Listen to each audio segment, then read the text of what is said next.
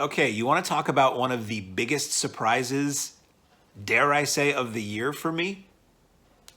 One of the biggest pendulum swings between what I thought something was going to be like when it was announced and what it was like when I watched it. One of the hugest surprises that the Roku Channel would produce something that was maybe the funniest movie of the year for me. It's weird, the Al Yankovic story. This is only available streaming on the Roku Channel, which is something that comes with Roku if you have a Roku device to watch streaming on your TV, but you don't need to have a Roku device to watch this. The Roku Channel is something that you can watch anywhere. You can watch it on a computer. We have a smart TV. You can dial it up on the smart TV. So the Roku Channel has produced or funded or released the BS biopic of Weird Al Yankovic, starring Harry Potter's own Daniel Radcliffe as Harry, as Weird Al, which when that was announced, I was like, what?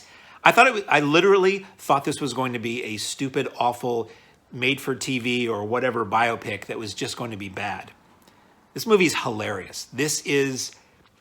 It did not take long. And I kept hearing from people that it was good and that it subverted what you expected and that it was a parody of biopics, which for Weird Al makes sense, parody of rock and roll biopics. And that's what this is. This is not the accurate story of Weird Al, although I would say probably a lot of biopics are not the accurate story of whoever they're supposed to be about. This is a spoof. This is a hilarious, I was going to say brilliant, it might be. This is a hilarious spoof of the tropes of movie biopics, of music biopics, of rock and roll biopics.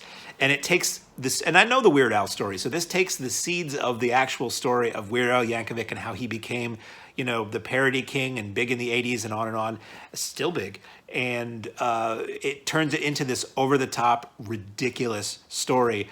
Daniel Radcliffe is excellent in this. No trace of the British accent.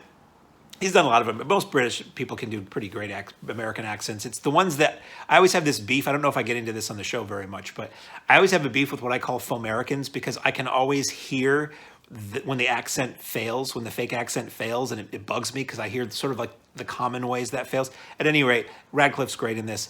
Weird Al actually appears as one of the Scotti brothers in this, along with I can't think of his name right now, one of the SNL alums. There's a lot of well-known people in this movie.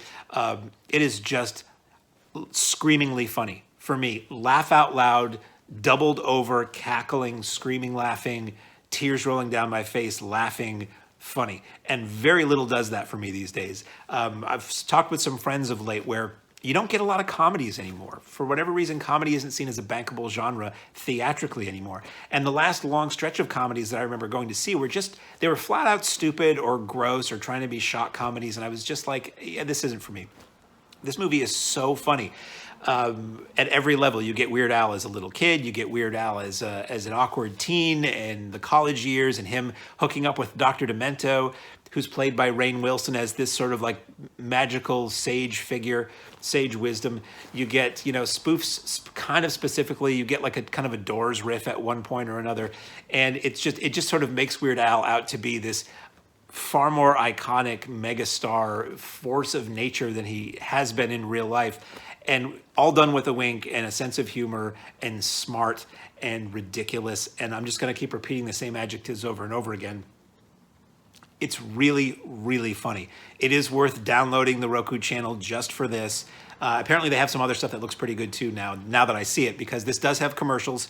The way the Roku channel plays is like a free Tubi or Hulu or something like that. So every once in a while there's commercials, but on the Roku channel, at least for this presentation, it's timed so that it fades to black and you get a commercial break and then it fades back up. It's not like Tubi or something where you're watching a movie or a show and in the middle it just goes to a commercial, or you're watching an old TV show and it fades to black for a commercial and then it fades up and then 30 seconds later the commercial kicks in. It's none of that crap. It's perfectly timed, so it's not as obtrusive. It's like watching a TV movie, which is what this is. And boy, it's directed by Eric Appel, who's done predominantly TV work. And it's sort of a Funny or Die present, so he was like one of the Funny or Die filmmakers for a while. And written by Appel and Weird Al. And at one point when I'm watching it, I didn't catch who had written it. And I'm like, yeah, this really feels like something Weird Al would write. This feels a little UHF-y, or it feels like the kind of comedy he used to do on Al TV, on MTV back in the old days. So I will say, please, please, please, even if you're not a particular fan of Weird Al, if you're a fan of absurdist comedy, Weird, the Al Yankovic story is outstanding. After you watch this, if you've never seen it, or if you have, watch it again because it's great.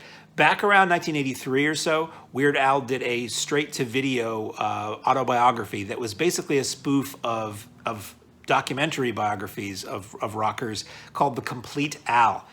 Compleat, I believe, just like The Complete Beatles, which is what that title was spoofing, and some other things in it.